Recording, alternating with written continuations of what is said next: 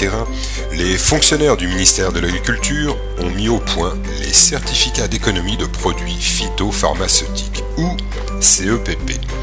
Il s'agit d'un dispositif d'écologie punitive qui va pénaliser aussi bien les distributeurs, c'est-à-dire les coopératives et les négociants, que les agriculteurs. Objectif de cette véritable usine à gaz ? Réduire de 20% les ventes de phyto en 5 ans. Pour cela, une commission a déterminé une liste d'actions censées réduire l'utilisation et les impacts des phytos.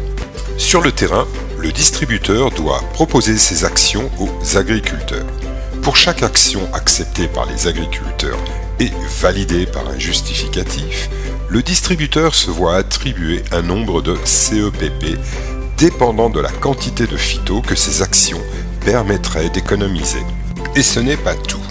Le ministère de l'Agriculture fixe pour chaque distributeur un nombre de CEPP qu'il doit obtenir.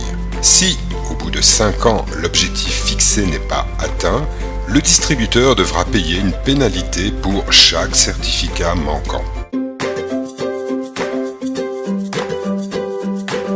Avec la taxe sur les CEPP, le ministère de l'Agriculture oblige les distributeurs à proposer aux agriculteurs des actions pour réduire l'utilisation et l'impact des produits phyto.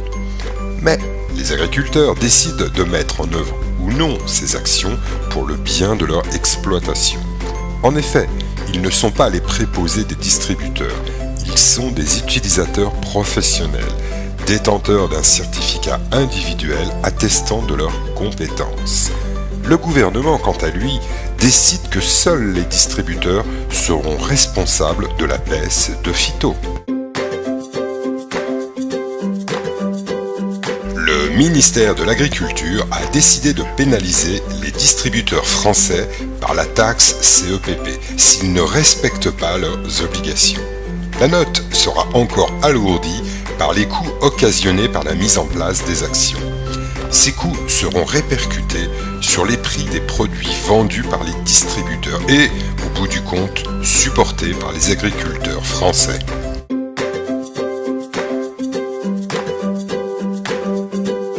Le boulet réglementaire supplémentaire des CEPP n'est pas exigé par l'Europe. C'est une spécificité française. Aucun grand pays agricole ne s'est engagé dans la voie des CEPP. Seuls les distributeurs vendant des produits sur le territoire français devront se soumettre à des obligations de réalisation d'actions visant à réduire l'utilisation et l'impact des produits phytosanitaires.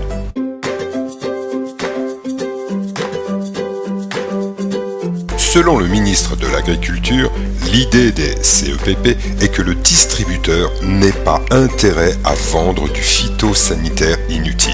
Et non, l'agriculteur n'est pas stupide, il a recours au phyto parce qu'il en a besoin, en fonction des maladies, ravageurs et adventices. Et créer la taxe sur les certificats d'économie de produits phytopharmaceutiques ne va pas arrêter le mildiou, ni les espèces invasives, ni les insectes nuisibles.